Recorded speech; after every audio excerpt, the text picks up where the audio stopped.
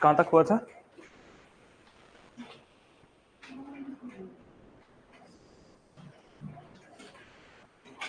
क्या हो गया, पन्ने पलट रहे हो, पता ही नहीं है कहाँ तक हुआ था। अच्छा, मुझे लगा मोहन राकेश हो गया, मैं खुश हो गया था। मैंने कहा आज 20 मिनट की क्लास है।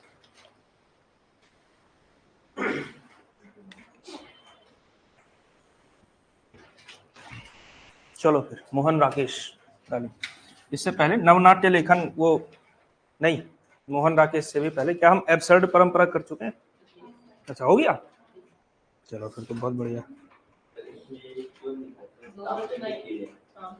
क्या किया? हाँ,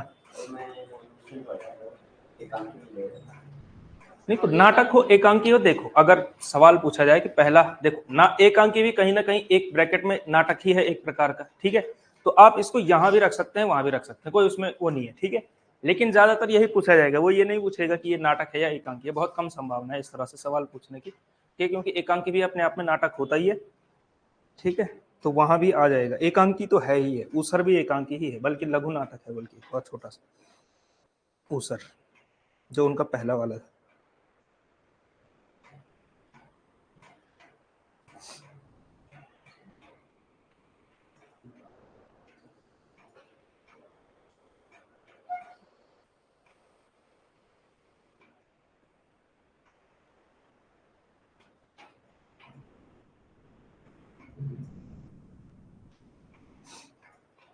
चलो तो अब आज हमने करना है सीधा मोहन राकेश।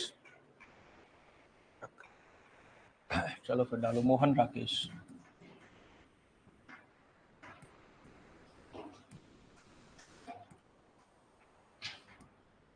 तीन नाटक है मोहन राकेश के।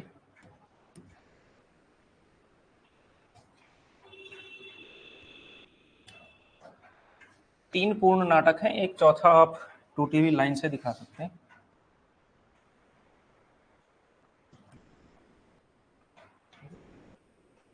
पहला नाटक है आषाढ़ का एक दिन।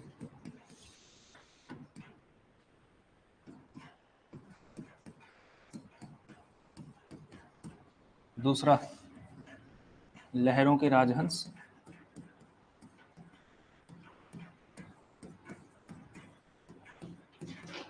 तीसरा लिखिए आधे अधूरे।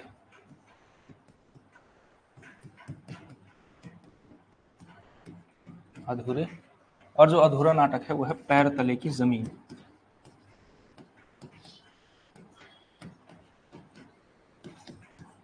ठीक है, ये चार नाटक हैं मोहन राकेश के। इनमें से जो पहला नाटक है आषाढ़ का एक दिन,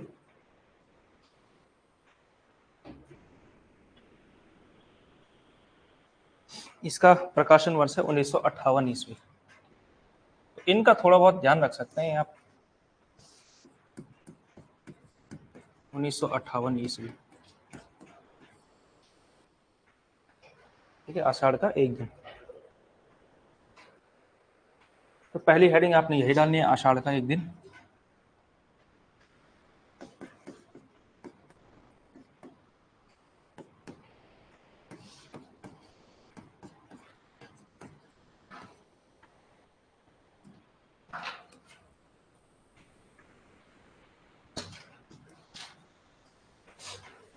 यहां से एक आसान तरीन क्वेश्चन कभी कभी ये बनता है कि कालिदास के जीवन पर आधारित नाटक कौन सा है इनमें से, ठीक है, तो वो आषाढ़ का एक दिन है।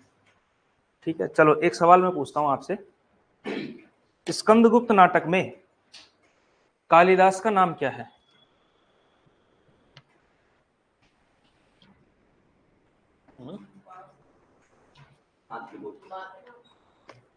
मातृगुप्त है। ठीक है, सामूहिक रूप से जवाब दे रहे हैं, ठीक है, सब मिलके जवाब दे रहे हैं, वहां गठबंधन सरकार नहीं चलती है, वहां खुद बनाना पड़ता है, ठीक है। वहां दिए गए, वहां ऑप्शन में से हो जाएगा। अच्छा, वो ऑप्शन फिर वो मतलब जीप में ला करके दे देता है, ठीक है, मतलब आप ट्रेन हो चुके हैं, वेल ट्रेन हो चुके हैं, है ना। ठीक,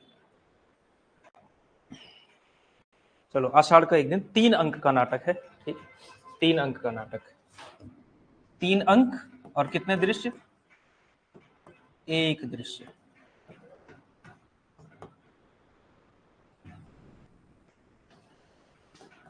ठीक है, 3 अंक हैं, एक दृश्य है। एक बार अगर सजा दिया है तो बस उसके बाद कुछ नहीं करना है, उसमें केवल पर्दा लगाना है थोड़ा सा ये करने के लिए कि हाँ अंक चेंज हो रहा है, टाइम चेंज हो गया। ठीक है, पर्दा थोड़ा सा लगाना है और थोड़ा सा एक चेंज और करना है, अंबिका को और बूढ़ा करना है सेकंड अंक में। ठीक है, और तीसरे अंक में अंबिका को है ना साइड लाइन कर देना है क्योंकि अंबिका की मृत्यु हो चुकी है। और तीसरे अंक में आते आते मल्लिका को थोड़ा बूढ़ा, थोड़ा और गरीब और थोड़ा और बुरी स्थिति में दिखाना है। बस यही काम करने पड़ते हैं, बाकी पूरा नाटक खेला जा सकता है। ठीक है, तो आषाढ़ का एक दिन क्या है ये दरअसल देखो, अगर थीम के स्तर पर देखें तो एक ऐसा व्यक्ति जो कि एक कवि भी था, ठीक है, और आगे चल करके वो शासक भी हुआ, उसको कश्मीर का शासन गुप्त लोगों ने दिया था, है ना, गुप्त वंश के लोगों ने। और जब गुप्त वंश के लोगों ने उसको कश्मीर का शासन दिया, तब जो है दरअसल असली युद्ध उसके अंदर का शुरू होता है। और वो होता है क्या, सत्ता और सृजनात्मकता के बीच का एक द्वंद्व जो व्यक्ति झेलता है उसको कहा जाता है क्या, वो है आपका आषाढ़ का एक दिन में दिखता है कालिदास का। ठीक है, तो अगर थीम के स्तर पर, विषय वस्तु के स्तर पर देखेंगे तो यह नाटक क्या है, कवि कालिदास के सत्ता एवं सृजनात्मकता के मध्य अंतः संघर्ष का चित्रण करता है। ठीक है, सत्ता और सृजनात्मकता के बीच जब आदमी फंसता है तो वो है, क्योंकि सत्ता में रह करके सृजन नहीं हो सकता। ठीक है, और जो सृजन करने वाला व्यक्ति है वो शायद सत्ता उतने अच्छे से नहीं संभाल पाएगा, जो कि हुआ भी है। कश्मीर में विद्रोह हो गया कालिदास के खिलाफ और कालिदास को भागना पड़ा है वहां से। ठीक है, तो ये अंत में होता है। ठीक है, और तो कालिदास तो केवल माध्यम बना है, कालिदास के माध्यम से आधुनिक जो व्यक्ति है उसके अंदर का वो दिखाई देता है आपको। ये द्वंद्व क्या है, आधुनिक मानव का द्वंद्व है, 1958 में ये प्रकाशित हुआ था। ठीक है, और इसके पात्र कुछ लोग कुछ करते हैं, हम उसके बाद जो है नाटक पे थोड़ी सी बात करेंगे, फिर कंप्लीट हो जाएगा। चलिए, तो इसमें जो एक पात्र है वो है अंबिका। अंबिका की पुत्री कौन है, मल्लिका।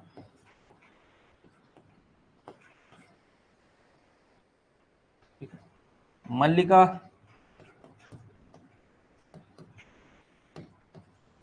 प्रेम करती है कालिदास से, लेकिन क्योंकि फिर प्रेम सफल नहीं हुआ है, प्रेम सफल इसलिए नहीं हुआ क्योंकि कालिदास चला गया है कहाँ, राजधानी उज्जैनी चला गया, तो इज इक्वल टू नॉट कर रखा है आपने। ठीक है, ये हमारी अलग लैंग्वेज है बनाने की, क्लास की। एक है मातुल, मातुल कवि भी है और ये दरअसल कालिदास इन्हीं के यहाँ रहता है।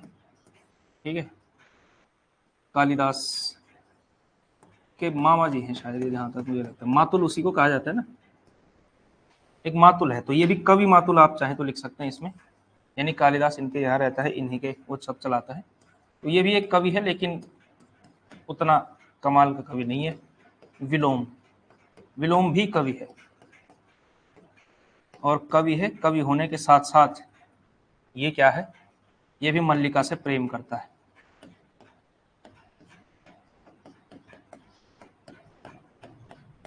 ठीक है, इसके अलावा कालिदास का विवाह अंत में जिससे हुआ है वो है प्रियंगु मंजरी, और प्रियंगु मंजरी गुप्त वंश में राजकुमारी है, गुप्त वंश की प्रियंगु मंजरी। ठीक है, इसके अलावा इसमें एक दो जो छोटे छोटे पात्र आते हैं, एक तो है अनुस्वार अनुनासिक,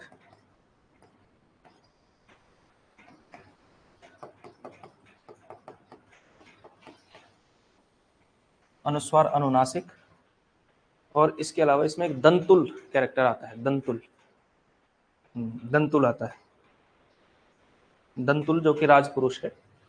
एक कैरेक्टर और है दंतुल, ये आ रखे हैं राजधानी से, ये 3-4 लोग। ठीक है, ये है, तो ये है इनके पूरे के पूरे पात्र, 3 अंक हैं इसमें।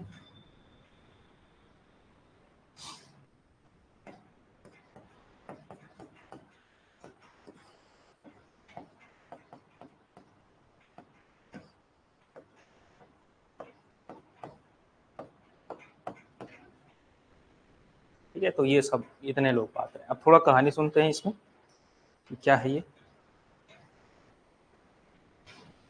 तो नाटक की शुरुआत होती है बादलों की घोर गर्जना के साथ, कि बहुत जोर से बादल गरज रहे हैं चारों तरफ, और बारिश आ रही है। और ये क्या है, एकदम जब मानसून की शुरुआत होती है तो आषाढ़ का महीना कब लगता है, जून लास्ट में आषाढ़ लग जाता है, तो आषाढ़ का एक दिन यानी आषाढ़ का पहले दिन से ही शुरुआत मानी जाती है। तीनों अंकों में 3 आषाढ़ों का वर्णन है, सालों का फर्क है लेकिन क्या है, परिस्थितियां सेम टू सेम। तो घनघोर मेघ गर्जन के साथ, अच्छा इस नाटक में रंग संकेत खूब सारे मिलते हैं। रंग संकेत हमने आपको बताया कि ब्रैकेट में जो लिखा होता है, जो डायरेक्टर के एक काम आता है कि मंच इस तरह से है, ये इस तरह से है, डायलॉग बोलेगा तो कैसे, उठते हुए डायलॉग बोलना है, बैठते हुए डायलॉग बोलना है, ठीक है, कैसी नजरों के साथ डायलॉग बोलना है, ये सब होता है रंग संकेत, ठीक है। तो इसमें जो है रंग संकेत शुरुआती यही है कि मेघ गर्जना जोर से होती है और अंबिका के घर का आंगन का सीन है, सीन वही रहेगा हमेशा, अंबिका और मल्लिका के घर का आंगन एक ही दृश्य है। तो वहां पर क्या है, एक साइड पे अंबिका कुछ कुछ काम कर रही है अपना, उसी समय मल्लिका घुसी है, क्या एकदम बदन में भीगा हुआ बदन और एकदम बड़ी खुश खुश से कि आज देखो, और फिर अपनी माँ से कह रही कि आज देखो क्या मौसम है और है ना क्या नज़ारे हैं, और इस तरह की बातचीत। अंबिका को समझ में आ गया है कहाँ से आ रही है, ठीक है, समझ में क्या आना है, कालिदास के साथ बारिश में भीग करके आ रही है बस, है ना, और गाने गा करके आ रही है, तो उसको ज्यादा भाव दे नहीं रही है, उसका मुंह जो है फूला फूला सा रहता ही है, जैसे माओ का अक्सर हो जाता है, ठीक है, इस तरह का अगर कोई दृश्य पता चले तो। और फिर मल्लिका, अच्छा क्योंकि है क्या दरअसल इसमें, अंबिका को दरअसल कालिदास की वो पता है, साइकी पता है कि ये किस तरह का व्यक्ति है, और मल्लिका को लगता है कि ये मुझसे कितना प्रेम करता है। अब कितना प्रेम करता है वो आगे चल करके पता चलता है कि दरअसल इसकी स्थिति क्या है, ठीक। तो यहाँ से फिर क्या हुआ है, तो ये सब हुआ इनका थोड़ा सा लड़ाई झगड़ा, मतलब हल्का सा बैंटर दिखाई दे रहा है, बैंटर समझते हैं एक दूसरे से, जो ऐसी बातचीत थोड़ा तीखी बातचीत हो सकती है वो आती है। उसी बीच क्या हुआ है कि कालिदास जी घुसे हैं और कालिदास के हाथ में एक हिरण का बच्चा है, हरिण शावक इसमें उसका नाम रखा हुआ है, ठीक है। तो एक हरिण शावक अपने गोद में लिया हुआ जिस पर घाव हैं हल्के से, और वो घुसा है और उसने कहा कि मल्लिका इसके लिए दूध लेकर के आओ, कंबल लेकर के आओ, ये घायल हो गया है। और फिर क्या कर रहा है, उसको उसी के साथ वो प्रेम कर रहा है, वो प्रकृति प्रेमी है ना कालिदास, क्योंकि कवि है अंततः। और फिर पीछे पीछे उसके भाग करके आया है दंतुल, ठीक है, जो कि राजपुरुष है, और उसने कहा कि भाई ये हिरण मुझे दे दो क्योंकि मैंने इसको मारा है, तो इसके मांस पर पहले मेरा हक है। तो उसने कहा कि मैंने बचाया है तो इस पर मेरा हक है। और फिर इन दोनों के बीच लड़ाई हो जाती है कि बस मैं तुमको फिर मतलब छोड़ूंगा नहीं अगर तुमने ऐसे कर दिया, मैं राजपुरुष हूँ। और दंतुल को कालिदास कहता है कि अगर तुमने ये किया, अगर तुमने मतलब इसको लेने की कोशिश की, तो इसका मतलब यह है कि तुमने कालिदास के साथ जो है पंगा लिया है, इस भाव से कहा। और तंतुल एकदम चौंक गया, एकदम हथियार हथियार छूट गए। फिर उसने कहा, ऋतु संहार उस समय नया नया छपा था, ठीक है, इस नाटक के अनुसार, क्या मैं ऋतु संहार के रचयिता महाकवि कालिदास के सामने खड़ा हूं, क्या तुम वही कालिदास हो? उसने कहा कि हाँ मैं वही कालिदास हूँ, ऋतु संहार मेरी ही तो रचना है। तब जाकर के पता चला है कि दरअसल ये पूरा जो मतलब पूरी सेना एक तरह से पहुंची है इनके गांव में, वो क्या थे, कालिदास को लेने आए थे। हुआ क्या है कि कालिदास ने लिख लिया है ऋतु संहार, और वो पूरे उज्जैनी में सुपर हिट हो गया है, बहुत मतलब उसके संस्करण पे संस्करण छपे होंगे, वो बड़ा प्रसिद्ध हो गया है। तो लोगों ने कहा कि फिर राजाओं ने हक दिया, वो दिया होगा, हुक्म दिया होगा कि इसको लेकर के आओ, इसको राजकवि बनाएंगे, ये तो बड़ा टैलेंटेड आदमी निकल गया है, ठीक है। तो ये स्थिति बनी है। तो दंतुल जो है कालिदास को फिर उसने समझाया कि हम तो आप ही को लेने आ रखे हैं। तो फिर जब पता चला कि अच्छा ये है इनका घर, तो सब के सब वहां पहुंचे हैं, या फिर मनाना शुरू किया है कि कालिदास आप हमारे साथ आओ, आप हमारे साथ आओ। अब दरअसल बात क्या है कि कालिदास जाना नहीं चाहता है, कालिदास इसके प्रस्ताव को रिजेक्ट कर देता है, और उसके पीछे का जो भाव है ना, मोहन राकेश ने बड़ा कमाल तरीके से पकड़ा है, ठीक है। मैं एक एग्जाम्पल अक्सर देता हूं इसमें। एक दार्शनिक हुआ था जीन पॉल सार्त्र नाम का। कौन था सार्त्र, किस क्या है इसका दर्शन का नाम? अस्तित्ववाद, है ना। अब तो खतरनाक हो गए हैं आप लोग, सार्त्र से मतलब सार्त्र नंबर 2 पे आ गया होगा आपके बाद, तो ठीक है आप हैं नंबर 1 पर। तो जीन पॉल सार्त्र का अस्तित्ववाद बड़ा प्रसिद्ध हुआ, इसकी किताबें चली। तो कहा जाता है कि सार्त्र को नोबेल पुरस्कार की घोषणा हुई कि अब सार्त्र को जो है नोबेल पुरस्कार मिलेगा। तो फिर जब लोग इंटरव्यू लेने पहुंचे सार्त्र का कि आपको अब नोबेल प्राइज मिलने वाला है, तो क्या स्थिति है, कितने खुश हैं आप? तो उसने क्या किया, एकदम रिजेक्शन के भाव से कहा, एकदम एटीट्यूड में कहा कि मेरे लिए एक नोबेल पुरस्कार और एक बोरी गेहूं, एक बोरी आलू की कोई कीमत नहीं है, दोनों मेरे लिए सेम कीमत है, ठीक है। तो अब इससे आप ये सोचिए कि नोबेल पुरस्कार रिजेक्ट करने से सार्त्र का महत्व कम हो गया या बढ़ गया? बढ़ा ही होगा, है ना, नोबेल प्राइज ठुकरा दिया है। कितने लोगों को मिलता है, लेकिन ये कहानी फेमस है कि इसने ठुकराया था। ठीक है, अब हालांकि बाद में लिया नहीं लिया ये पता नहीं, लेकिन सार्थ ने जो है ये बात तो कही थी भाई। ठीक है, ठुकराया तो था एक बार नोबेल प्राइज को। ठीक, तो अब इससे इसका महत्व बढ़ा है। यही साइकी यहाँ भी काम कर रही है कि राज कवि का पद ठुकरा दिया है कालिदास को, क्या कहने, है ना। गांव में बहुत ज्यादा काम होता नहीं। अब गांव में कोई आदमी कविता लिखता हो, गांव में सबसे योग्य आदमी वो है जो सबसे अच्छा हल चलाता हो। जब सबसे अच्छा हलिया होता है वो गांव का सबसे योग्य पुरुष होता है। जो सबसे अच्छी कविता लिखता है उसका गांव में कोई काम नहीं है। कालिदास इसी तरह का आदमी है। क्या वो कविता बहुत अच्छी लिखता है लेकिन फिर बाकी वो किसी काम का नहीं है, तो गांव वालों की नजरों में वो एक नालायक लड़का है। ठीक है, और उसका कोई जो है बन कहीं लगता नहीं है। तो ये गाय भैंस चराने जब भी जाता है तो बैठ करके वो लिख लेता है, गाय पूरा कहीं का कहीं चले जाती है, स्थिति बड़ी खराब है। ठीक, तो यहाँ कोई पूछता नहीं था, वहां अचानक से फेमस हो गया है तो लोग कह रहे हैं इसको लेके क्यों जा रहे हैं, और पूरा गांव समझाने में लगा हुआ है कालिदास को कि जाओ भाई, है ना, तुम्हारी नौकरी लग गई है सरकारी। अगर कोई आईएएस बन जाए, ठीक है, ये आईएएस से आगे की चीज है बल्कि ये तो, है ना। आईएएस तो क्या होता है, जिले में बनता है। उज्जैनी में राज परिवार में, है ना, सीधा सीधा आप कह सकते हैं दरबार में एक राज कवि की उपाधि मिलेगी सीधे सीधे, और उसको ठुकरा रहा है कौन, कालिदास। ठीक, तो कालिदास इस तरह से जो है ठुकरा रहा है अभी तक। और इस बीच क्या है, विलोम की भी एंट्री होती है यहाँ, तो आपका विलोम से भी परिचय होता है इसी बीच कालिदास के ही समय। तो विलोम और मल्लिका का संवाद है, उससे ये पता चलता है कि विलोम मल्लिका से प्रेम करता है, और जो विलोम है वो असफल रहा है कालिदास से। पहले तो एक मामले में असफल रहा था कि विलोम भी मल्लिका से प्रेम करता था, कालिदास भी मल्लिका से प्रेम करता हुआ माना जाता है। ठीक है, अब मैं माना जाता हुआ क्यों बोल रहा हूँ आगे देखना। और तो पहली बार तो यहाँ असफल हुआ है विलोम। ठीक है, दूसरी बार आज असफल हो गया है, क्योंकि विलोम और कालिदास की योग्यता में, दोनों की प्रतिभा में कोई फर्क नहीं है। लेकिन बाई चांस की बात है कि आज कालिदास जो है महाकवि होने जा रहा है और विलोम वहीं का वहीं रह गया, गाय भैंस चराने में ही रह गया, छोटा का छोटा कवि बन करके रह गया है। ठीक है, अब तो फिर अब इन दोनों के बीच का संवाद आता है। उस समय पे विलोम एक बड़ी मतलब मार्मिक बात कहता है, बड़े बहुत हाईलाइटेड, बहुत प्रसिद्ध ये संवाद है। विलोम कहता है कालिदास से कि हम दोनों एक दूसरे के बड़े निकट जान पड़ते हैं, कि हम दोनों, मुझ में और तुम में कोई बहुत बड़ा फर्क नहीं है, फर्क केवल सफलता का है। और वो ये कहता है कि विलोम क्या है, एक असफल कालिदास, और कालिदास क्या है, एक सफल विलोम। ठीक है, हम दोनों में केवल यही फर्क है। और ये बहुत मतलब प्रसिद्ध है, इसका मतलब कह सकते हैं आप एकदम मर्म निचोड़ करके इस एक संवाद में देखा जा सकता है।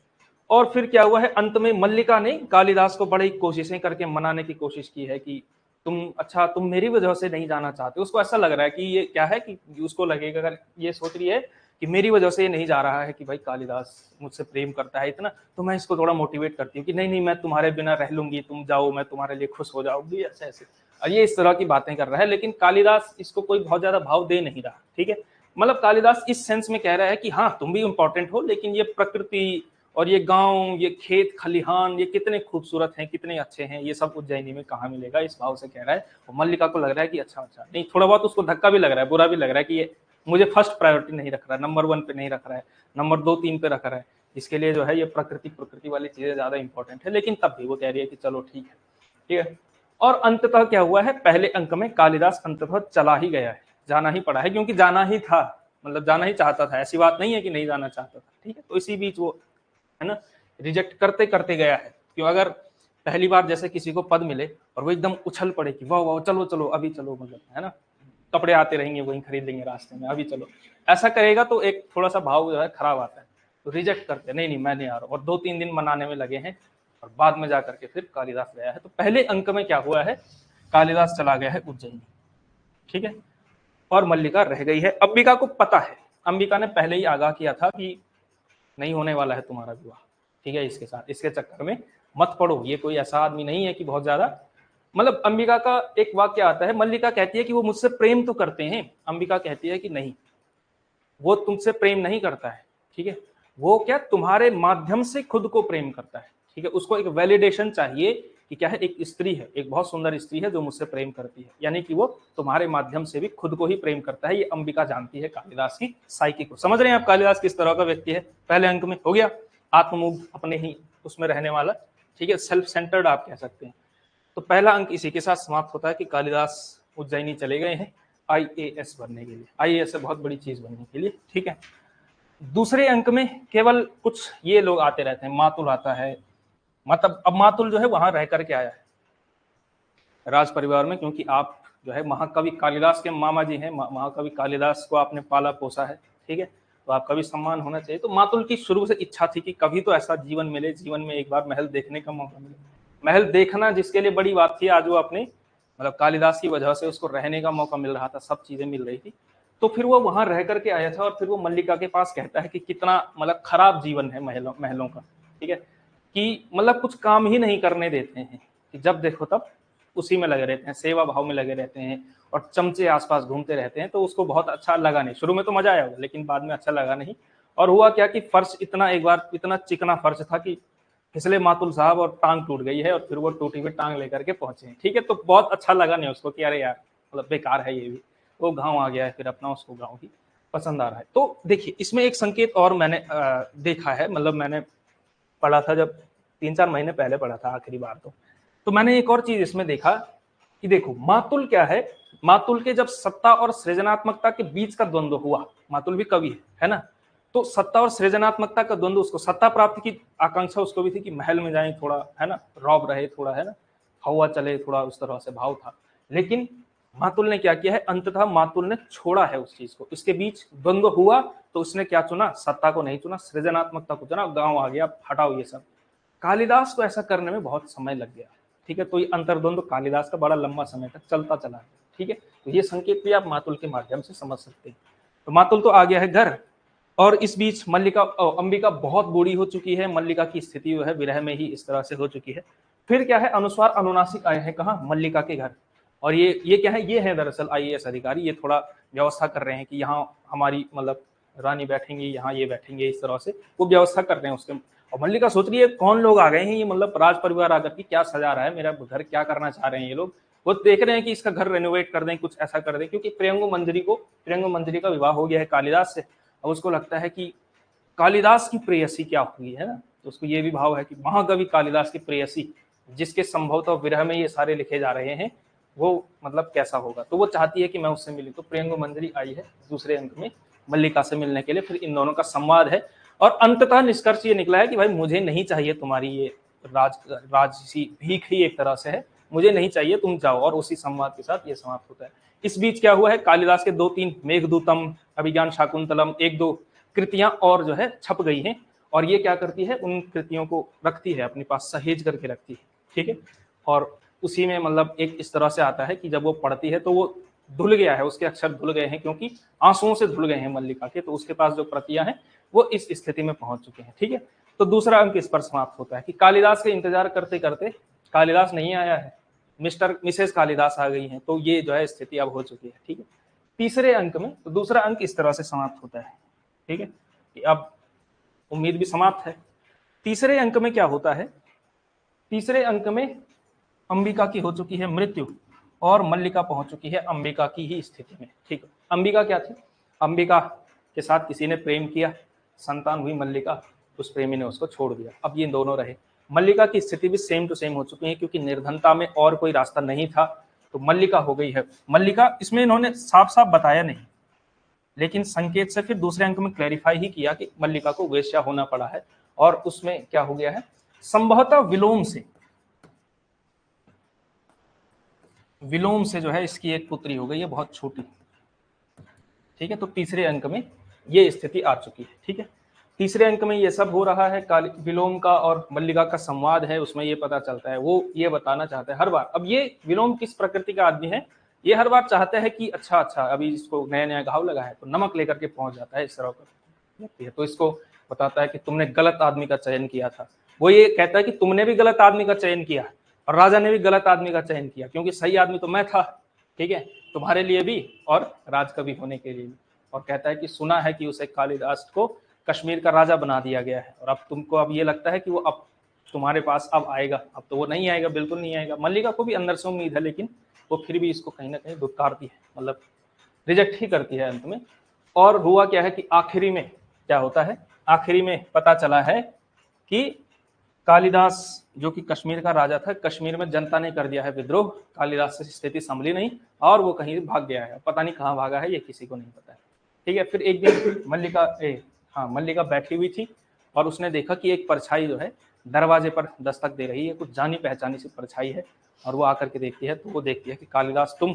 तो संवाद इस तरह से शुरू होता है कि नहीं, मैं वो रहा ही नहीं हूँ जो मैं हुआ करता था, यानी कि मैं कालिदास जो पहले था वो अब नहीं रहा हूँ, क्योंकि क्या हुआ है, सत्ता और सृजनात्मकता के द्वंद्व ने क्या कर दिया है, मुझे एक तरह से खत्म कर दिया है, एक तरह से समाप्त कर दिया है। तो इस तरह से संवाद होता है कि इन दोनों की स्थिति क्या है, और बहुत खतरनाक स्तर का वो है, ठीक है। और फिर अंत में जो है मतलब कालिदास फिर वापस लौट जाता है, उसको पता चलता है कि यहाँ ये भी मैंने गंवा दिया है अब, ठीक है, मल्लिका को भी मैं खो चुका हूँ। तो एक तरह से वो वहां से चला जाता है, उसी मतलब जाने के साथ साथ मेघ गर्जना और तेज होती है, और उसी के साथ नाटक समाप्त होता है। ठीक है, समझ गए आप आषाढ़ का एक दिन, कहानी बता दी लंबी चौड़ी, ठीक है। तो ये है भाई आषाढ़ का एक दिन। चलो अब आते हैं हम लहरों के राजहंस। लहरों के राजहंस पे इतनी लंबी बातचीत नहीं करेंगे, क्योंकि इसमें कुछ है नहीं उस तरह से उतना लंबा चौड़ा करने लायक। ठीक है, तो हो गया, ये कहानी आ गई, ध्यान रहेगा क्या क्या हुआ है। 3 अंक हैं, एक दृश्य है, ये सारे पात्र हैं, और ये आपको ध्यान रखना है। इसके अलावा मैंने संवाद इसमें दिए हुए हैं।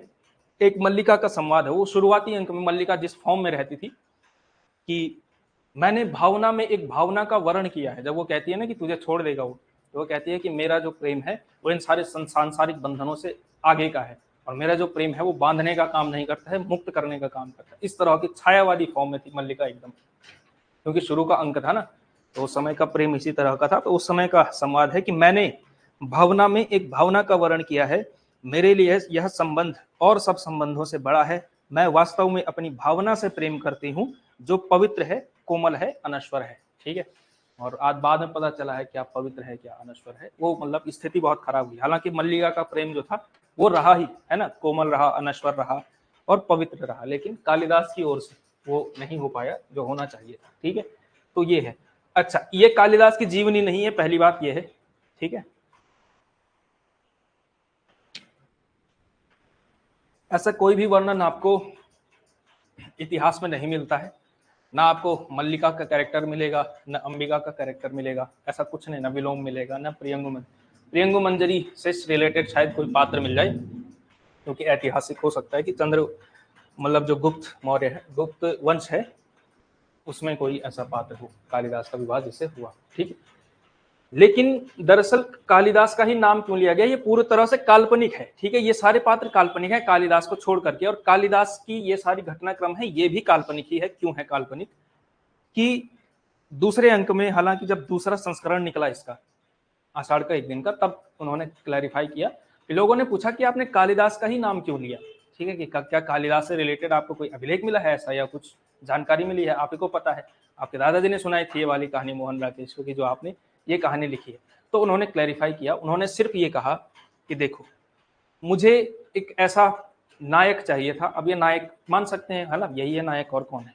तो नायक ऐसा आदमी चाहिए था जो बहुत बड़ा कवि हो। ठीक है, और नाटक के साथ समस्या ये है कि मुझे, अगर मैं फॉर एग्जांपल, मतलब मोहन राकेश ने तो ये नहीं कहा, लेकिन मैं देता हूँ, माना एक कैरेक्टर का सृजन किया इन्होंने, पूरी तरह से काल्पनिक लिखा, और रामदास कोई है व्यक्ति है। ठीक है, अब रामदास बहुत बड़ा कवि हुआ अपने समय का, या मतलब महाकवि हुआ, ये बात स्थापित करने में 40 पेज कम से कम खर्च होते, दिखाना पड़ता, उसकी कुछ कविताएं भी क्या पता लिखनी पड़ती, थोड़ा माहौल बनाना पड़ता, 40 पेज कम से कम खर्च होते कि रामदास अपने समय के बहुत बड़े कवि थे। कालिदास का केवल नाम लिखना है, 40 पेज बच जाते हैं, है कि नहीं है। कालिदास नाम लिख दिया, बस बात ही खत्म, नाम ही काफी है वाला, है ना, भाव है। तो इस वजह से कालिदास का नाम लिखा हुआ है। ठीक है, दूसरी क्लैरिफिकेशन उन्होंने ये दी थी, कई लोग ये एजम्पशन कर रहे थे उसमें, कई लोग नैतिकतावादी होते हैं ना, नहीं नहीं नहीं ऐसा तो कैसे हो सकता है, कालिदास की प्रेयसी वैश्या कैसे हो सकती है। तो फिर उन्होंने कहा कि नहीं नहीं, उसमें दरअसल हुआ क्या है कि विलोम के साथ शादी हुई है मल्लिका की। कई लोगों ने ये नहीं कहा, दूसरे संस्करण में फिर क्लैरिफाई करना पड़ा कि अरे भाई ढंग से पढ़ लो थोड़ा सा एक बार, है ना, एक रीडिंग और लगा लो। तो ये स्थिति थी इसमें। ठीक है, तो आषाढ़ का एक दिन, बहुत लंबी बात हो गई है। दूसरा है लहरों के राजहंस। लहरों के राजहंस, और ये भी कहीं ना कहीं अंतर्द्वंद का ही मतलब आधारित नाटक है। इसमें क्या है, इसमें केवल एक प्रतीक योजना आपको समझनी है, फिर आपका काम चल जाएगा। इसमें एक है नंद। ठीक है, नंद है, एक तरफ बुद्ध है, और सुंदरी शायद है नंद की पत्नी का नाम, कंफर्म, हाँ सुंदरी। ठीक है, यहाँ इज इक्वल टू नहीं लगाते हैं, यहाँ लगाते हैं, ठीक है। ये दोनों भाई हैं और नंद की पत्नी है कौन, सुंदरी। अब ये नंद का अंतर्द्वंद है, नंद के अंतर्द्वंद के माध्यम से आधुनिक व्यक्ति के मन का अंतर्द्वंद है। और वो जो था सत्ता और सृजनात्मकता के बीच का अंतर्द्वंद था, ये जो है ये है आध्यात्मिकता का और भौतिकतावाद, यानी कि जो भौतिकतावाद होता है, भौतिकता है, दूसरी तरफ एक आध्यात्मिकता है, इन दोनों के बीच व्यक्ति किस तरह से मतलब अलग अलग तरीके से द्वंद्व झेलता है, उसके मन में होते हैं, वो जो है तो लिख सकते हैं भौतिकतावाद,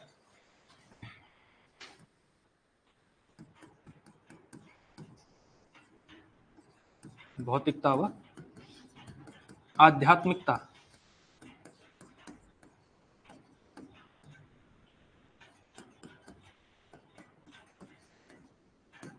अंतर्द्वंद, ठीक है। तो ये है, तो है क्या कि बुद्ध हो गए हैं, बुद्ध, नंद अब जो है राजा राज्य संभाल रहे हैं नंद। अच्छा, नंद का भी नाम मिलता है नहीं मिलता है, इतिहास का मैं जानकार उतना नहीं हूं, लेकिन फिर वही, क्योंकि बुद्ध से बड़ा निवृत्ति पक्ष का प्रतीक कोई हो नहीं सकता। इतना बड़ा राज्य है ना, इतना बड़ा राजकुमार इकलौता जिसने राजा बनना ही बनना है, और उसके बावजूद वो सन्यासी बना, तो उससे बड़ा जो है त्याग का, उससे बड़ा निवृत्ति पक्ष का प्रतीक कोई हो नहीं सकता था, इसीलिए शायद इस को लिया है, ठीक है। तो नंद भाई हैं बुद्ध के, तो बुद्ध तो हो गए हैं क्या, सन्यासी हो गए हैं, और बुद्ध क्या हो गए हैं, निवृत्ति मार्ग के प्रतीक हैं इसमें, निवृत्ति मार्ग। वैसे सिद्ध जब पढ़ाया था हमने आपको आदिकाल में, उस समय में प्रवृत्ति और निवृत्ति दोनों बताए थे। प्रवृत्ति क्या है, एकदम भोग, इतना भोग कर देना कि बाद में त्याग का भाव आ जाए, ठीक है, वही जो सिद्धों का पंचमकार। हालांकि वो प्रवृत्ति अलग तरह से, प्रवृत्ति मार्ग वहां पे उस सेंस में है कि प्रवृत्ति मार्ग करते करते बाद में चीजें छूटेंगी, ये है, लेकिन यहाँ पे चीजें छोड़ने का मन नहीं है, ठीक है। दूसरी तरफ सुंदरी है, सुंदरी प्रतीक है किसका, प्रवृत्ति मार्ग की, ये सांसारिकता की प्रतीक है, ऐसा भी कह सकते हैं, सांसारिकता का प्रतीक है कौन, सुंदरी। और बुद्ध प्रतीक है किसके, आध्यात्मिकता के। तो नंद का मन कभी कभी करता है मेरा भाई चला गया है कहाँ, सन्यासी हो गया, तो मैं भी हो ही जाऊं, मतलब है ना, मैं भी प्रव्रज्या धारण करूं और मैं भी, ठीक है, बुद्धम शरणम गच्छामि हो जाऊं। लेकिन हो नहीं पाता है, क्योंकि सुंदरी जो है वो चाहती है कि इसको सांसारिकता में ही कहीं ना कहीं फंसा करके रखा जाए। कौन चाहेगा कि उसका पति सन्यासी हो जाए, है ना, कोई ऐसा है जो एकदम माला डाल करके कि जाओ जाओ बहुत बढ़िया, ठीक है, छुटकारा मिला तुमसे, ऐसा इस भाव के साथ कोई नहीं चाहता ऐसा, है ना। तो सुंदरी भी चाहती है कि क्या करे, और नंद कभी यहाँ लटकता है, कभी यहाँ लटकता है, कभी उसका मन जब वो अकेला होता है, बहुत ज्यादा परेशान होता है, तो सोचता है कि आध्यात्मिकता के रास्ते पर चला जाए। और फिर कभी कभी वो सुंदरी को देखता है, और सुंदरी का जिस तरह से उसने अपने आसपास का संसार सारा रचाया हुआ है वो देखता है, तो फिर वो सांसारिकता में लिप्त हो जाता है, ठीक है। तो इन दोनों के बीच ही ये नंद जो है लटक रहा है, मतलब एक तरह से द्वंद्व उसके मन में हो रहे हैं। और है क्या कि आज जो है गौतम बुद्ध आ रहे हैं कहाँ, अपने राज्य में, ठीक है, अपने राज्य में वो आ रहे हैं, और महल में भी आएंगे ही, ठीक है। अब असल में आए नहीं आए वो बात अलग है, लेकिन कम से कम यहाँ तो आए, नाटक में तो आए। तो बुद्ध आ रहे हैं, और नंद ने सोच ही लिया है कि बस आज तो आ रहे हैं खुद ही, और मुझे ही लेके जाएंगे, तो मैं जा रहा हूँ बस, ठीक है। और बुद्ध ने मतलब उसने जब कहा कि ऐसा कुछ संवाद आता भी है, तो ये दोनों आए हैं। इसके अलावा एक पक्ष, ये पक्ष तो ज्यादा है ही, इसके अलावा जो यशोधरा है, और यशोधरा का पुत्र कौन है, राहुल, है कि नहीं है। तो इनका भी एक हल्का सा एक सीन इनका भी आता है, दृश्य यहाँ पर भी आता है कि बुद्ध पहुंचे, और यशोधरा को उम्मीद थी कि शायद ये पूछेंगे कि कैसे हो, क्या स्थिति है ना, तबीयत ठीक है कि नहीं है, ठीक है, मेरा बेटा कितना बड़ा हो गया है, इधर आओ, चॉकलेट देंगे, है ना, पापा चॉकलेट देंगे।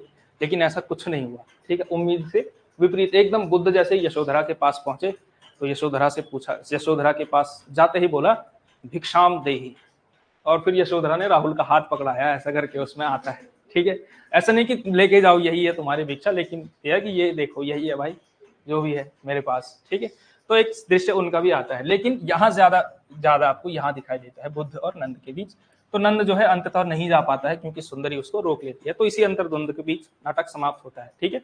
वहां सॉल्यूशन नहीं होता है, ये प्रेमचंद नहीं है, ठीक है, प्रेमचंद ने ही वो परंपरा आगे जोड़ी है, सॉल्यूशन तोड़ करके क्या, आदर्शोन्मुख यथार्थवाद से यथार्थवाद की तरफ जिसने जोड़ा कहानी और उपन्यास में, तो जब कहानी उपन्यास में आई तो फिर उसमें भी आ ही गया। हमने आपको बताया कि आधुनिकता बोध का जो नाटक सबसे पहले लिखा वो भुवनेश्वर प्रसाद ने शुरुआत की थी, ठीक है, वो तांबे के कीड़े नाटक आपने लिखा, ठीक है।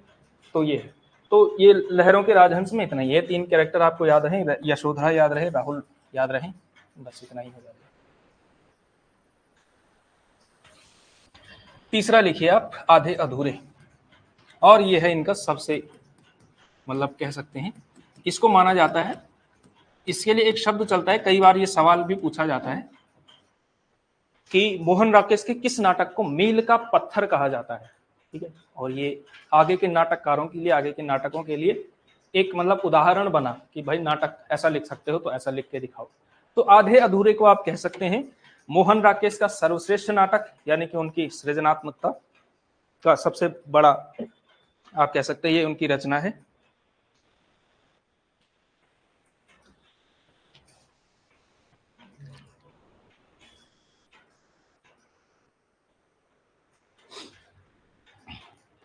अभी तक क्या है कि थोड़ा भुवनेश्वर प्रसाद ने कोशिश करी यथार्थवाद के आसपास लाने की, पारिवारिक उससे जोड़ने की, सामाजिक यथार्थ से जोड़ने की, लेकिन माना जाता है कि सही अर्थों में अगर किसी ने जोड़ा है, किसी नाटक ने यथार्थ से जोड़ा उसको, तो वो क्या है, मोहन राकेश का आधे अधूरे ही है, ठीक है। इसमें पारिवारिक विघटन की और दाम्पत्य जीवन जिस तरह से खोखला हो चुका है उसकी कहानी, ठीक है।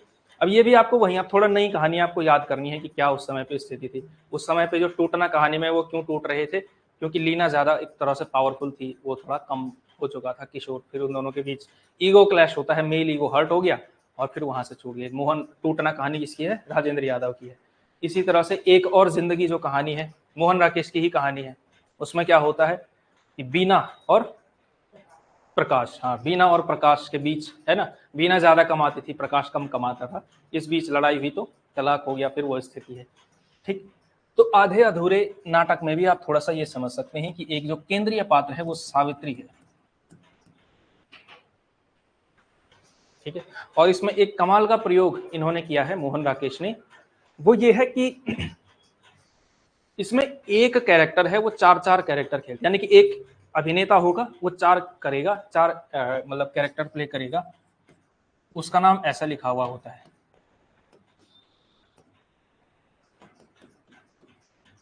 इसका मतलब क्या है, काले सूट वाला आदमी, ठीक है। तो एक काले सूट वाला आदमी होगा, वो 4-5 कैरेक्टर खेलेगा, मतलब 4-5 लोगों का अभिनय करेगा। तो वो अभिनेता क्या करेगा, महेंद्र नाथ का भी किरदार करेगा, सावित्री से ही लिंक है सारे के सारे, तो पति परमेश्वर है महेंद्र नाथ, ठीक है। अब ये कितने नाथ हैं ये अभी आपको पता चलेगा, ये हो भी पाए हैं या नहीं हो पाए, नाथ तो नहीं हो पाए हैं। तो महेंद्र नाथ, इसके अलावा जगमोहन, जुनेजा और सक्सेना,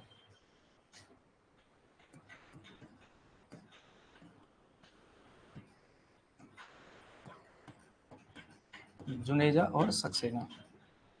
चलो हम एक काम इसमें ये कर सकते हैं, महेंद्र नाथ को यहां भी रखना चाहिए, फिर इनके बच्चों का भी तो करना है, महेंद्र नाथ, ठीक है। तो महेंद्र नाथ के जो है 3 हैं ये लोग। एक है अशोक, अशोक की उम्र है करीब 20-22, ठीक है। एक है बिन्नी, बिन्नी की उम्र आप मानिए 25, मैरिड है, विवाहित है। और एक है किन्नी जो कि 13-14 साल की है, उसकी स्थिति ये है, ठीक है। तो ये बिन्नी का विवाह जिससे हुआ है उसका नाम मुकेश है शायद, लेकिन वो इतना इंपॉर्टेंट नहीं है वैसे, लेकिन तब भी है। अब जो है यही अभिनेता क्या कर रहा है, 4 कैरेक्टर यही खेल रहा है, मतलब एक ही आदमी आएगा, क्योंकि ये अलग अलग आते हैं ना, अब एक साथ आएंगे तो कैसे करा जाएगा, ठीक है, लेकिन एक आएगा तो दूसरा जाएगा, इस तरह से वो अभिनय हुआ होता है। तो इसमें उन्होंने रंग संकेत दिया है कि मेरे नाटक का अगर मर्म समझना है तो एक ही आदमी क्या करेगा, 4 कैरेक्टर एक एक तरह से खेलेगा, ठीक है। तो कहानी ये होती है कि महेंद्र नाथ जो पति हैं सावित्री के, सावित्री है एक बड़ी कॉन्फिडेंट बोल्ड महिला, नौकरी करती है और बहुत कॉन्फिडेंस में रहती है इस तरह से। और महेंद्र नाथ क्या है, महेंद्र नाथ बहुत मतलब काम पे भी नहीं जाते, ठीक है, मतलब घर पे रहते हैं। और पहले नौकरी करते थे लेकिन बाद में वो भी छूट गई है। बड़े सबमिसिव टाइप के घर का, मतलब कुछ भी नहीं कर पाते हैं, सावित्री के सामने कुछ बोल ही नहीं पाते हैं, तो इस तरह के पति हैं। मतलब आप कह सकते हैं एकदम अंडर कॉन्फिडेंट, एकदम जिसको ये लगता है कि मतलब एक स्त्री कभी नहीं चाहेगी कि उसका पति इस तरह का हो जाए, एकदम दब्बूस टाइप का कैरेक्टर, तो वो है महेंद्र नाथ। ठीक है, अब महेंद्र नाथ के इस मतलब कुछ तो ये इनकी खुद की व्यक्तित्व की कमियां भी रही, लेकिन कुछ वो सावित्री की वजह से भी हैं। जब मतलब स्त्री थोड़ा इस तरह से हो तो आदमी थोड़ा सा और दब जाता है। ठीक है, तो वो कॉन्फिडेंस जो है नहीं आ पा रहा है, कभी भी नहीं आ पाया तो कॉन्फिडेंस गिरता ही चला गया, बाद में नौकरी तक छूट गई। अब सावित्री क्या है, नौकरी भी करती है, घर का काम भी सारा कुछ देखना है, और इस वजह से सावित्री के माध्यम से ये दिखाया है कि नाटक का नाम क्या है, आधे अधूरे। तो आपको सब दिखेगा ये सारे के सारे आधे अधूरे हैं। तो सावित्री के जीवन के अधूरेपन को दिखाने के लिए ये नाटक है। कई बार सवाल ये पूछा जाता है कि आधे अधूरे नाटक में सावित्री अपने लिए कैसा पुरुष चाहती थी, तो उसमें मिलता है एक पूर्ण व्यक्तित्व का आदमी, यानी कि एक पूरा व्यक्तित्व। तो वो चाहती है कि मैं किसी ऐसे पुरुष के संसर्ग में रहूं कि जिसके अंदर जिसका व्यक्तित्व क्या है, कंप्लीट हो, एकदम कंप्लीशन का भाव आए कि भाई ये है पूरा, इसमें कोई कमी नहीं। ठीक है, क्योंकि सावित्री खुद अपने आप में जो है, अरे यार उसको बंद कर दो यार, इसको खोला ही मत करो, नहीं गिरेगा नहीं कभी ये, लेकिन वही है ना। चलो ठीक, तो है क्या कहे, हाँ, तो सावित्री को एक अपने आप में एक पूरा व्यक्तित्व चाहिए, पूर्ण व्यक्तित्व चाहिए। तो वो ऐसे पुरुष की डिमांड उसकी मतलब हमेशा चाह थी। इस चक्कर में महेंद्र नाथ से विवाह हुआ ही, जगमोहन से भी संबंध हुआ, जुनेजा से भी हुआ, सक्सेना से भी हुआ, लेकिन सारे के सारे मतलब एक कमी इसमें है, तो मतलब एक अगर इसमें अच्छाई है तो तीन कमियां हैं। इसके अंदर वो वाली कमी पूरी है, इसके अंदर ये अच्छी चीज है, लेकिन फिर उसके अंदर वो चीज नहीं मिलेगी। तो इस तरह से हर व्यक्तित्व के अंदर कुछ न कुछ कमियां हैं, कुछ न कुछ कमजोरियां इनके अंदर रह जाती हैं, और इसी सावित्री का अकेलापन, अधूरापन ये है। महेंद्र नाथ का अधूरापन आपने समझा ही, कुछ पूरा है ही नहीं, मतलब ना नौकरी है, ना कुछ है, ना आत्मविश्वास है, कुछ भी नहीं है। ठीक है, महेंद्र नाथ को यह भी पता है कि जो है सावित्री का इतने पुरुषों के साथ संबंध है। ठीक है, तो अधूरापन इसका है। अशोक, बिन्नी, किन्नी ये सारे भी ऐसे ही। ठीक है, इनका अधूरापन तो बता ही दिया है सावित्री के माध्यम से। ठीक है, कि ये किस तरह से स्थिति है इनकी। अशोक क्या है, 20-21 साल का लड़का है, और मतलब कह सकते हैं जैसे 20-21 साल के लड़के अमूमन होते हैं, उसी तरह का अशोक भी है। ठीक है, अब ये क्योंकि क्या है, ये नया नया चेंज आ रहा है ना, नया अभी 60s चल रहा है। ठीक है, तो उससे पहले के जो लोग थे, इससे पहले का जो 20-21 साल का लड़का था, वो गोबर था, गोदान का गोबर था। वो क्या है, वो जो है शादी कर लेता है, भाग जाता है, मजदूरी करता है, उसको ये सब करना पड़ता है। इनको क्या है, जरूरत है नहीं, है ना, खाने को मिल रहा है, माँ बाप कमा रहे हैं, और इनको क्या है कि और तो अपने ही जीवन में ये भी फ्रस्ट्रेट चल रहे हैं। तो कुछ कुछ ऐसा साहित्य पढ़ता है, थोड़ा अश्लील किस्म का, और गुस्सैल हो चुका है थोड़ा, उस तरह से भाव, मतलब ये भी क्या है, मतलब कुछ है नहीं उस तरह से। तो इसका अधूरापन इस तरह का है। बिन्नी का विवाह हुआ, मुकेश ही शायद नाम है। ठीक है, अगर नाम न हो, ये गलत हो, तो इसको मैं संदिग्ध रख रहा हूँ। ठीक है, जहां तक मुझे याद है मुकेश ही था। तो बिन्नी और मुकेश की शादी हुई, बहुत विरोध के बाद बिन्नी ने एकदम भाग करके शादी की इन्होंने, लेकिन आगे चल करके वहां भी वही स्थिति बनी कि सावित्री, क्या लगा है सावित्री को जो महेंद्र नाथ में बात लगी कि ये मतलब इसके अंदर कुछ कमियां हैं। शुरू में तो ऐसा लगता है कि यही है जो कुछ है ना, और बाद में चल करके क्या हुआ है, नहीं नहीं यार ऐसा भी नहीं है। तो इन दोनों के बीच फिर कॉन्फ्लिक्ट आना शुरू हुआ है, दोनों के बीच लड़ाइयां, और लड़ाइयां इतनी बड़ी है कि बिन्नी पहुंच गई है अपनी माँ के यहाँ, तो और कलेश, फिर तो स्थिति और बेकार। किन्नी क्या है, छोटी है, 12-13 साल की है, लेकिन इसके अंदर भी वही है, जो 12-13 साल के बच्चे को जिस तरह की चीजें नहीं देखनी चाहिए, जिस तरह का साहित्य नहीं पढ़ना चाहिए, वो इस तरह का साहित्य पढ़ने लगी है 12-13 वर्ष की उम्र में। ठीक है, तो इनका अधूरापन इस तरह से, और इसी आधे अधूरेपन के साथ ये नाटक समाप्त होता है। उनके बीच फिर संवाद है, ये आता है, दूसरा आता है, तीसरा आता है, फिर उनके बीच संवाद चलता रहता है, और इसी अधूरेपन के साथ नाटक समाप्त होता है। ठीक है, तो ये है आपका आधे अधूरे नाटक। इसमें इतना ही है, पात्र याद रखेंगे, ये सब याद रखेंगे, और मील का पत्थर इसको कहा ही जाता है। इसके साथ साथ इसकी जो, इसमें क्या क्या है, कभी कभी कभी क्या है कि संवाद से ज्यादा जो मौन है, कि दूसरा आदमी साइलेंस रह जाए, साइलेंट रह जाए, और उस साइलेंस के अंदर जो आपको मतलब बात पता चलती है, वो भी अपने आप में होता है। हर बार हमेशा संवाद ही क्यों किया जाए, जब सामने वाला आदमी चुप रह जाए तो उसमें भी कुछ ना कुछ अभिव्यक्ति होती है। तो ये सारी चीजें इसके यहाँ दिखाई देती हैं इस नाटक में। प्रतीकात्मकता इस नाटक में है। देखा ही आपने कि एक काला सूट वाला आदमी क्या कर रहा है, 4 पात्रों का अभिनय कर रहा है। इसमें ये दिखाता है कि ये जो है, जब ये महेंद्र नाथ होता है तो ये तीनों नहीं है, फिर यहाँ से ये अधूरा है। जब ये जगमोहन है तो फिर ऊपर के तीनों नहीं है, जब सक्सेना है तो ऊपर के तीनों नहीं है। इस तरह से ये जो है इसका ये चलता है। ठीक है, समझ गए आप। तो मोहन राकेश बहुत डेप्थ में कराया है, क्वेश्चन एकदम पेपर लीक हो गया है ऑलमोस्ट। ठीक है, पेपर लीक हो गया मतलब यहाँ से क्वेश्चन आएगा ही आएगा, कुछ मत छोड़ना, कहीं पता चले, छोड़ो रहने दो। है ना। फिर मैं ही फंसूंगा। इसने क्लास में कहा था कि पेपर लीक हो गया है, इसको कैसे पता था, इसका मतलब। और कहीं गलती से ऐसा हुआ कि 50 में से 40 45 46 नंबर का आ गया मेरे नोट्स में से, तो और फिर पता चलेगा, तो फिर तो मैं फंस जाऊंगा भाई। फिर वो कहेंगे इतने नंबर का कैसे आ सकता है, पक्का तूने कुछ किया है। तो अगला लिखिए जगदीश चंद्र माथुर। ठीक है,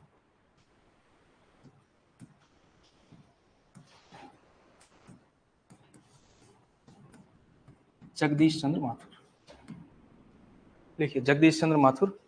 और ये भी बड़े महान नाटककार हैं। इनके 4-5 नाटकों का नाम आप लिखेंगे। इनका पहला नाटक था कोणार्क,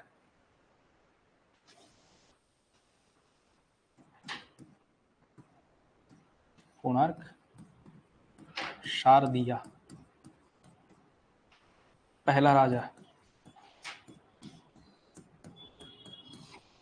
रघुकुल रीति,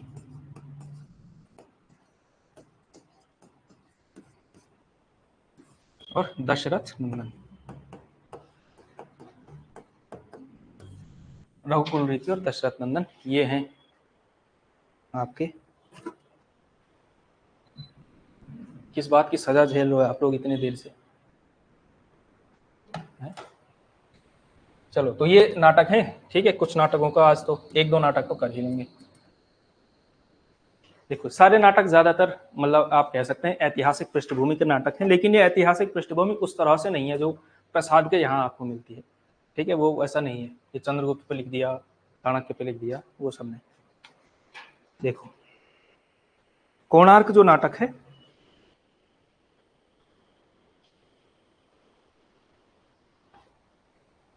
यह है कोणार्क का सूर्य मंदिर है, आपको जानते हैं, है ना, भुवनेश्वर में। तो जीर्ण शीर्ण मंदिर है, उसकी स्थिति, उसके आसपास की स्थितियों को दिखाया गया है।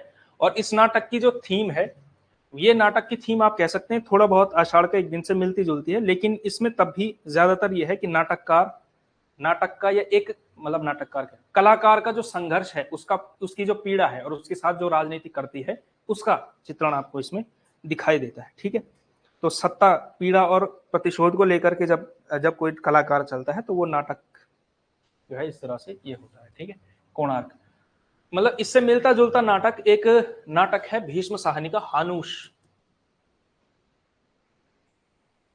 हानुश क्या है? चेकोस्लाविया या युगोस्लाविया इस तरह की पृष्ठभूमि पर आधारित है। चेकोस्लाविया ना, हाँ। तो चेकोस्लाविया की पृष्ठभूमि पर है। हानुश एक ऐसा कलाकार है जो बड़ी मेहनत से घड़ी बनाता है, 25-30 साल लगा करके घड़ी बनाता है, और उसको लगता है कि अब तो मैं प्रसिद्ध हो ही जाऊंगा, पूरी दुनिया में ऐसी घड़ी नहीं है, और वो घड़ी बनाता है। लेकिन अंत में क्या करता है, जो राजा होता है उसके मन में वही जो शाहजहां वाला ख्याल था कि बस इन मजदूरों ने बनाया है तो इनके हाथ काट दो। मतलब क्या दिमाग है, मतलब उस आर्किटेक्चर को मार दो गोली, या उस आर्किटेक्चर की को उड़ा दो जिसने वो महल डिजाइन किया था।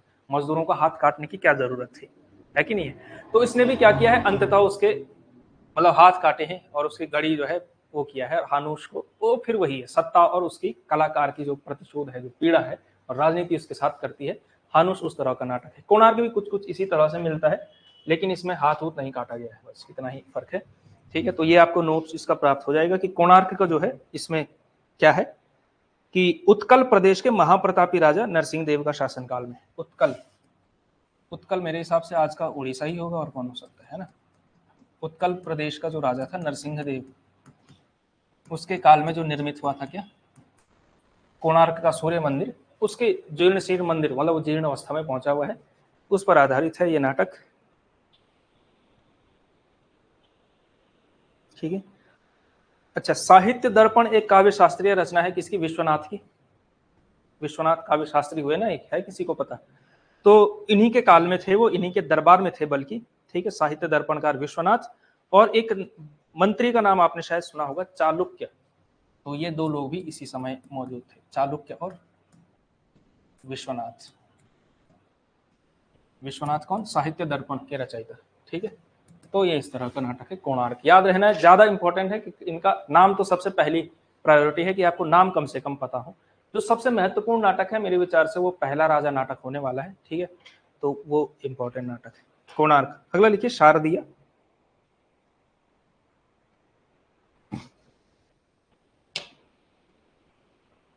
1795 ईस्वी में 1795 ईस्वी में मराठा और हैदराबाद के निजाम के बीच 1795 ईस्वी में मराठा और हैदराबाद के निजाम के बीच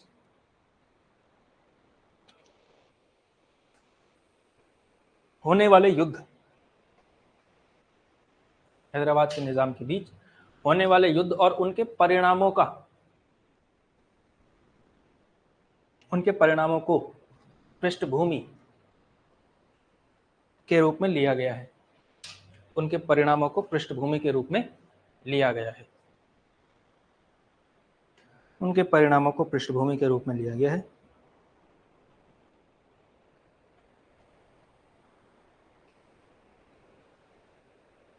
ठीक है, तो ये है भाई इसमें। तो शारदीय नाटक आपको याद रहे, ये ज्यादा इंपॉर्टेंट है। जो नाटक दरअसल में आज वैसे तो अभी कर ही सकते हैं इसको कंप्लीट। ठीक, पहला राजा नाटक क्या है? इसको कहा जाता है एक मॉडर्न एलिगरी। एक मॉडर्न एलिगरी। एलिगरी का मतलब होता है अन्योक्ति, ब्रैकेट में लिखेंगे अन्योक्ति। तो अगर सवाल आए कि इनमें से कौन सा नाटक क्या है, एक एलिगरी है या अन्योक्ति है, तो वो कौन सा नाटक है? पहला राजा नाटक है। ठीक है, तो ये जो नाटक है पृथ्वी के पौराणिक और आधुनिकता के बीच प्रतीक के माध्यम से ये चलता है। ठीक है, संदर्भ इसका है पौराणिक।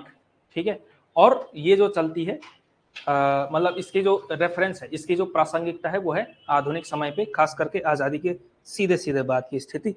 ठीक है, क्योंकि इसमें जो एलिगरी का मतलब होता है अन्योक्ति क्या होती है कि आपने बात कुछ और कही। ठीक है, आपने एक बात कही एक्स, लेकिन उसका क्या है, एक मतलब कह सकते हैं छुपा हुआ अर्थ वाई भी है, तो उसको कहा जाता है अन्योक्ति। ठीक है, अन्योक्ति मतलब आपने कहा एक बात एक्स कही, लेकिन प्रतीकों में वो बात दरअसल क्या थी? वाई थी। आप इस तरह से भी कह सकते हैं, हालांकि वो इस तरह की है, पद्मावत जिस तरह की रचना है, पद्मावत या फिर कामायनी जिस तरह की रचना है, वो किसी ना किसी के प्रतीक है, तो एक तरह से अन्योक्ति आप उसको एक सेंस में मान सकते हैं। खास करके ये तो है, पद्मावत तो है ही कि उसमें सांसारिक पात्र हैं, लेकिन सांसारिक पात्रों के माध्यम से क्या है, वो क्या है, एक मतलब आध्यात्मिक बात करती है। खुदा और बंदा किस तरह से मिल सकते हैं, शैतान की क्या भूमिका रहती है, वो किस तरह से काम करता है, माया, अलाउद्दीन जो है माया का प्रतीक है, तो क्या उसमें उसका चलता है। तो इस तरह से तो मॉडर्न एलिगरी इसमें किस तरह से है, एक जो इसमें नायक है वो है पृथु। पृथु क्या है? पृथ्वी का पहला राजा हुआ है पृथु। ठीक है, पौराणिक मान्यता है पृथु। पृथु प्रतीक बना है नेहरू का। ठीक है, नेहरू और पृथु में क्या समानता है? पहली समानता तो यह है, पृथु पहला राजा है। पहला राजा वही है बस, नेहरू भी पहला ही राजा है, मतलब लोकतांत्रिक देश में पहला, आप कह सकते हैं पहले प्रधानमंत्री। तो पहले राजा की क्या क्या चुनौतियां हैं वो सारी आपको पता चलती है यहां से। तो पृथु के प्रतीक के माध्यम से नेहरू और नेहरू के समकालीन भारत या नेहरू के समय के भारत में क्या चुनौतियां थी, इन्होंने किस किस तरह के चैलेंजेस झेले, उसका चित्रण आपको मिलता है किसमें? पहला राजा नाटक में। इसी वजह से एलिगरी है, अन्योक्ति है, अन्य उक्ति है। ठीक है, तो इस वजह से पृथु और नेहरू का संबंध बनता है। और उस समय पे क्या क्या स्थितियां थी आप लोग जानते हैं, इतिहास में विभाजन, नया नया विभाजन हुआ था, और इसके अलावा क्या था, बड़ी खराब स्थिति थी, ना हमारे पास पैसे थे उस तरह के, ना मतलब इंफ्रास्ट्रक्चर उस तरह का था। इसके अलावा पंचवर्षीय योजनाओं में जो जो दिक्कतें आई, भारत चीन का युद्ध उस समय पर हो गया, पाकिस्तान के साथ तो संघर्ष चल ही रहा था, कश्मीर का डिस्प्यूट आ गया। ठीक है, तो अनेक प्रकार की समस्याएं जब नेहरू युग में आई, तो वही आपको वही अनुगुंज आपको पूरे के पूरे नाटक में दिखाई देती है। ये है आपका पहला राजा नाटक। ठीक है, तो अन्योक्ति आएगा, एलिगरी आएगा, और पृथु नेहरू का कुछ भी इससे संबंधित आएगा, तो ये आप लोग कर लेंगे। ठीक है, अगला आता है दशरथ नंदन। दशरथ नंदन क्या है? इसमें सारी की सारी रामचरितमानस की कहानी है। रघुकुल रीति में मतलब कुछ ऐसा है नहीं, इसका केवल नाम याद रखेंगे आप। दशरथ नंदन में भी ऐसा तो कुछ खास नहीं है, केवल पहली एक बात लिखी जा सकती है कि इस नाटक में रामचरितमानस की मुख्य कथा और इस नाटक में रामचरितमानस की मुख्य कथा और इस नाटक में रामचरितमानस की मुख्य कथा और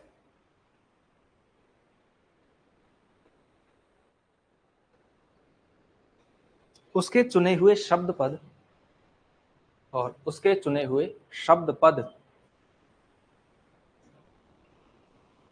विचार और दर्शन को, शब्द पद विचार और दर्शन को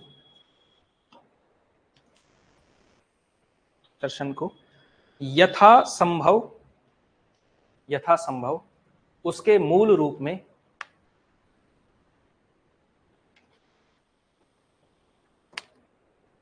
यथासंभव उसके मूल रूप में आधुनिक पाठकों तक पहुंचाना, यथासंभव उसके मूल रूप में आधुनिक पाठकों तक पहुंचाना। किसी का छूट गया है तो इस नाटक में लेखक ने रामचरितमानस की मुख्य कथा एवं उसके चुने हुए शब्द पद, विचार व दर्शन को यथासंभव उसके मूल रूप में आधुनिक पाठकों तक पहुंचाया है। ठीक है, और यह रामलीला पद्धति पर लिखा गया नाटक है। तो एक चीज आपको यह भी लिखनी है, रामलीला पद्धति पर लिखा गया नाटक है। ठीक है, तो इसके साथ आपकी नाटक वाली यूनिट कम से कम कंप्लीट हो चुकी है। कल हम एकांकी और गीति नाट्य करेंगे। ठीक है, और एकदम परफेक्ट शनिवार भी है कल।